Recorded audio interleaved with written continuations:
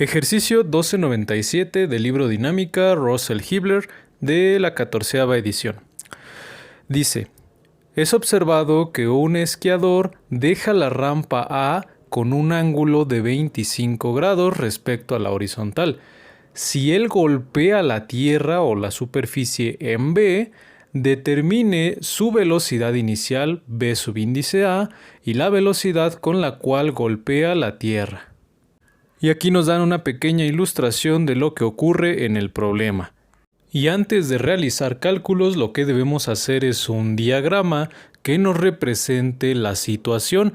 En este caso, aquí vemos el tiro parabólico, la velocidad y las dimensiones correspondientes. Algo importante a notar es que entre este punto y el punto B hay 100 metros de distancia formando un triángulo rectángulo, y antes de formular ecuaciones y realizar cálculos debemos calcular estas dos longitudes. Y el mismo problema nos da este pequeño triángulo pitagórico, 3, 4 y 5. Comencemos con esta longitud vertical. ¿Cómo la calcularíamos? Con la hipotenusa multiplicada por 3/5, es decir, 100 metros por 3/5, ¿cierto? Ya que es componente vertical.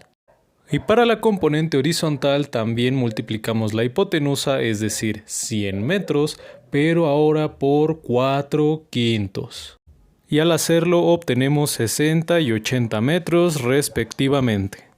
El movimiento parabólico es un movimiento que se realiza en dos dimensiones, tanto en X como Y, y lo que vamos a hacer es analizar el movimiento por separado, primero en X y después en el eje Y. Entonces tenemos el movimiento horizontal, y la ecuación que me define el desplazamiento del proyectil en X es esta que tenemos aquí. El desplazamiento en X es igual al desplazamiento inicial más la velocidad inicial en X por el tiempo, tomando en cuenta que nuestro eje de referencia se inicia en el punto A. Y comenzamos a sustituir.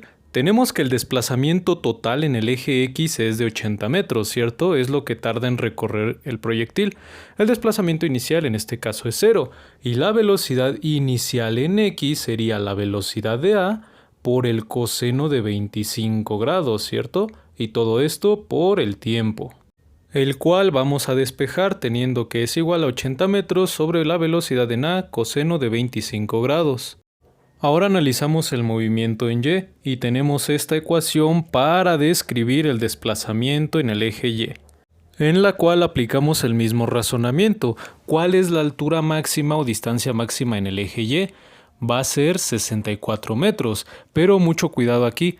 Por cómo tenemos nuestro eje de referencia, tenemos que las Y son positivas hacia arriba, pero esta distancia de 64 metros va hacia abajo, entonces va a tener un signo negativo.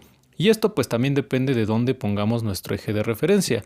Si hubiese sido en este punto de aquí abajo, entonces habríamos tenido un desplazamiento SY igual a 0, y un desplazamiento inicial de 64 metros positivos. Pero bueno, eso ya depende de dónde coloquemos nuestro sistema de referencia.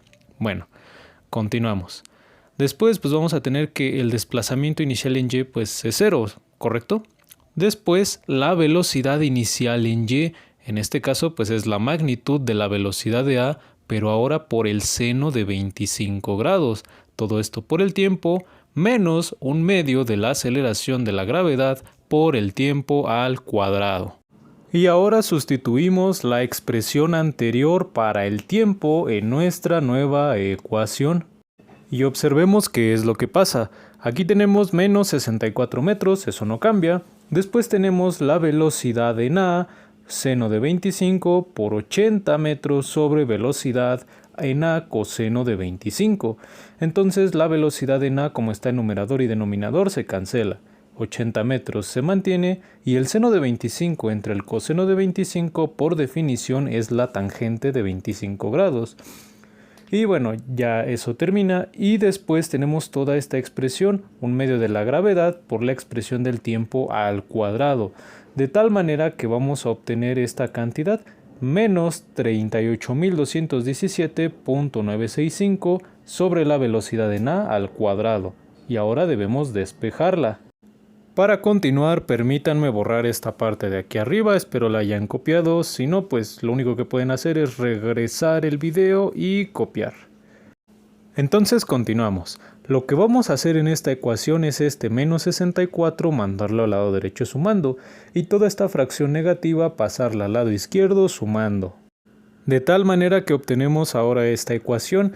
¿Qué más podemos hacer? Velocidad a al cuadrado, pasarlo multiplicando al lado derecho y estos dos términos pasarlos al lado izquierdo dividiendo, resultando en esta expresión. Y para eliminar el cuadrado, lo único que hacemos es sacar raíz cuadrada a cada lado de la ecuación. Y así obtenemos que la velocidad inicial es de 19.423 metros sobre segundo. Y algo que pasé por alto es realizar el análisis dimensional, así que regresemos a esta ecuación. Podemos observar que primero tenemos metros, después metros, no pasa nada, y aquí tenemos metros sobre segundo cuadrado por metro que está elevado al cuadrado, es decir, me queda metro cúbico sobre segundo cuadrado. ¿Y qué va a suceder? Al momento de despejar a la velocidad en a al cuadrado, lo que ocurre es que este segundo cuadrado se mantiene, pero este metro que acompaña estos dos términos pasa dividiendo al lado izquierdo.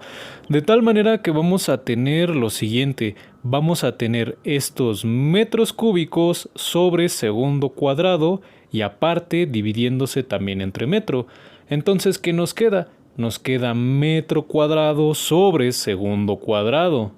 Y una vez que nosotros obtenemos raíz cuadrada a cada lado, lo que estamos haciendo es sacarle raíz a toda la fracción, o bien raíz al numerador, raíz al denominador, de tal manera que al final de cuentas nos queda metro sobre segundo, y este sería el análisis dimensional. Ahora deberemos calcular la velocidad con la cual el esquiador golpea a la tierra en el punto B y vamos a aplicar el procedimiento similar o un razonamiento similar analizando el movimiento horizontal y movimiento vertical. Recordemos que en el tiro parabólico el movimiento horizontal va a ser rectilíneo uniforme, es decir, lleva una velocidad constante.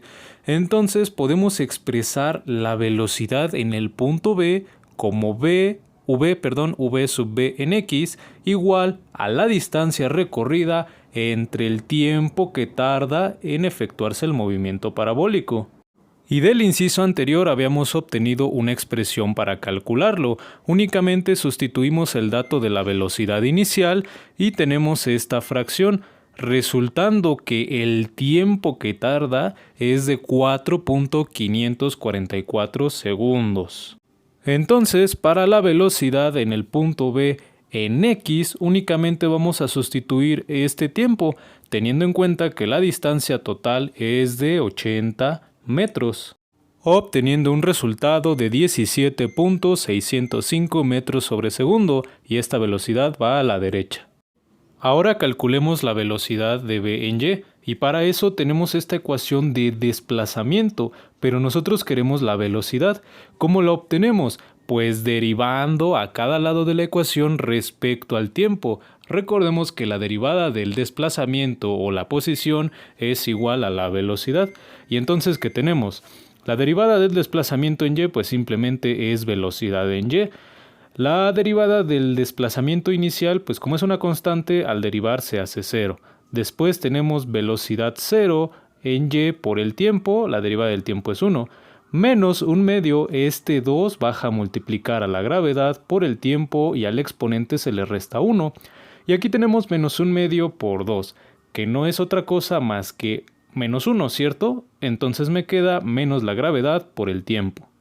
Adecuamos ahora la velocidad a nuestros términos. Y ya únicamente nos queda sustituir, teniendo que la velocidad inicial, bueno, pues la calculamos anteriormente, pero como es en y, es el seno de 25, menos la aceleración de la gravedad por el tiempo el cual tarda el esquiador de llegar del punto A al punto B. Y así obtenemos que la velocidad es de menos 36.368 metros sobre segundo, o bien tenemos un signo positivo pero indicamos que la velocidad va hacia abajo. Y como estas dos velocidades solo son componentes, lo que hacemos es aplicarle un pitagorazo a cada una de ellas para obtener la velocidad en v. Resolviendo tenemos que la velocidad en v es de 40.4 metros sobre segundo y tiene más o menos esta dirección. Y ahora sí tenemos el problema resuelto.